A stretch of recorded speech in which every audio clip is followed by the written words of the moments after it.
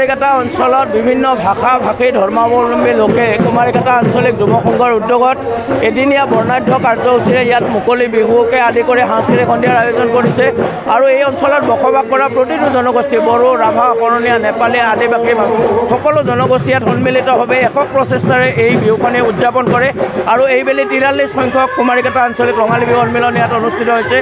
এই অনুষ্ঠানৰ জৰিয়তে আমি সমগ্ৰ অসমলৈ এটাই বাৰ্তা প্ৰেৰণ কৰিব খুজিছোঁ, এইটো হৈছে একতাৰ বাৰ্তা।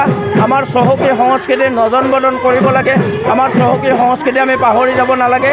এয়াই আমি কুমাৰীঘাটা আঞ্চলিক ৰঙালী বিহু সন্মিলনৰ বাৰ্তা লৈ এই বিহুখন আমি প্ৰতি বছৰে অনুষ্ঠিত কৰোঁ।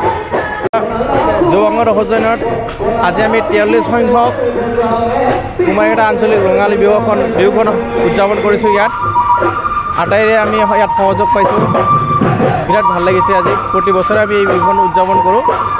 ইয়াত সকলো জাতিখনৰ নিৰ্বিশেষে আমাৰ ইয়াত অংশগ্ৰহণ কৰে, সকলোৱে বিহু আনন্দেৰে উপভোগ কৰে। আমি নথৈ আনন্দিত, সকলোৱে সহযোগিতা পাইছোঁ, ভৱিষ্যতলৈ পাম বুলি আমি আশা কৰিছোঁ। ধন্যবাদ।